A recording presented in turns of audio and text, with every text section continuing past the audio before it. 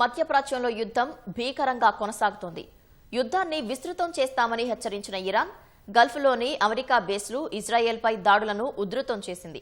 సంయుక్త దాడులను కొనసాగించిన Israel, America ఇరాన్లో అత్యంత కీలకమైన అణు కేంద్రం ఉన్న ఇస్ఫహాన్ నగరంపై విరుచుకుపడ్డాయి.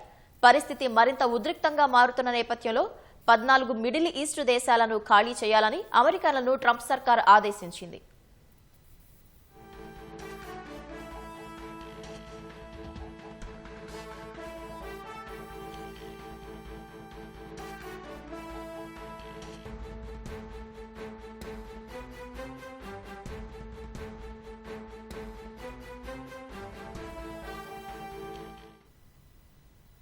ఇరాన్పై అమెరికా, ఇజ్రాయెల్ దాడులు కొనసాగుతున్నాయి. సైనిక పరంగా టెహరాన్ను బలహీనంగా మార్చడమే ధ్యేయంగా మిలిటరీ లక్ష్యాలు, మౌలిక సదుపాయాలపై క్షిపణుల వర్షం కురిపిస్తున్నాయి.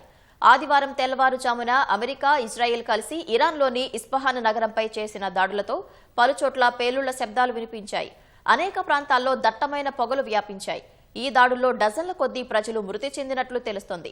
పశ్చిమ టెహరాన్లోని ఇరాన్ స్పేస్ రీసెర్చ్ సెంటర్పై దాడులు జరిగినట్లు సమాచారం. సైనిక, పారిశ్రామిక ప్రాంతాలు, విద్యాసంస్థలు, ఆసుపత్రులపైన అమెరికా, ఇజ్రాయెల్ దాడులు చేసినట్లు ఇరాన్ స్థానిక మీడియా వెల్లడించింది. ఫార్స్ రాష్ట్ర రాజధాని షిరాజ్లో ప్రజలు నివసించే ప్రాంతంలో అమెరికా, ఇజ్రాయెల్ దాడులు చేసినట్లు తస్నిమ్ న్యూస్ ఏజెన్సీ వెల్లడించింది. ఇరాన్ వ్యాప్తంగా 153 ఆరోగ్య కేంద్రాలు ధ్వంసమైనట్లు పేర్కొంది.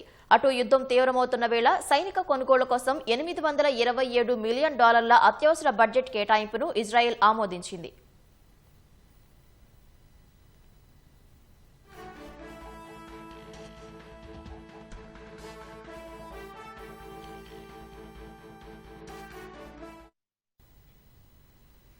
ఇరాన్కు చెందిన Islamic Revolutionary Guard Corps IRGC 51వ విడత దాడులను చేసినట్లు ప్రకటించింది.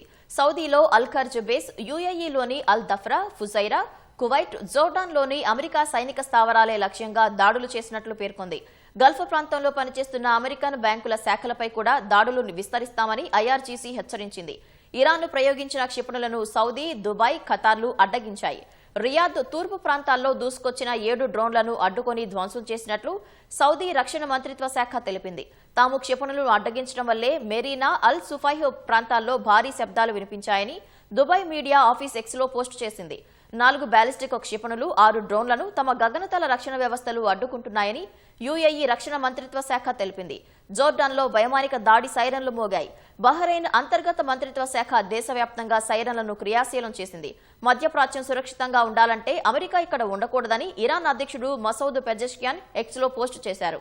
మధ్యప్రాచ్యంలో పౌర నివాస ప్రాంతాలపై తాము దాడులు చేయట్లేదని ఇరాన్ విదేశాంగ మంత్రి అబ్బాస్ అరాక్చి స్పష్టం చేశారు.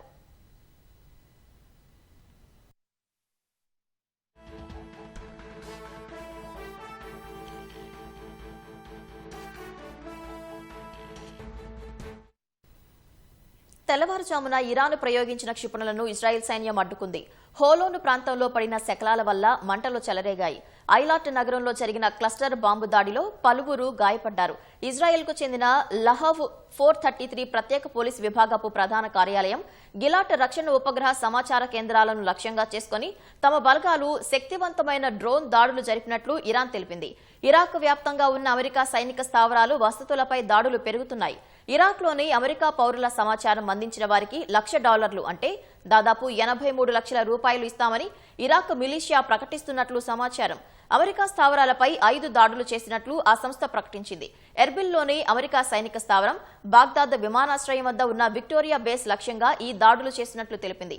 అమెరికాను లక్ష్యంగా చేసుకుని ఇరాన్ దాడులు చేస్తున్నందున మధ్యప్రాచ్యంలోని 14 దేశాల నుంచి వెళ్లిపోవాలని అమెరికన్లకు ట్రంప్ సర్కార్ కోరింది. భద్రతా కారణాల దృష్ట్యా ఒమన్లో అత్యవసరం కాని ఉద్యోగులు, వారి కుటుంబ సభ్యులను కూడా స్వదేశానికి వచ్చేయాలని ఆదేశించింది.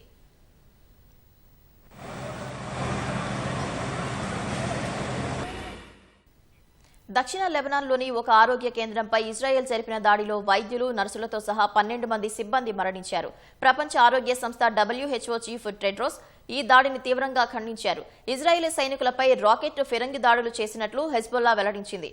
మధ్యప్రాచ్యంలో ఉద్రిక్తతల కారణంగా Bahrain, Saudi Arabia grand pre racing ఈవెంట్లను అధికారికంగా రద్దు చేసినట్లు ఫార్ములా 1 ప్రకటించింది. ఇవి ఏప్రిల్ 12, ఏప్రిల్ 19 తేదీల్లో జరగాల్సి ఉంది.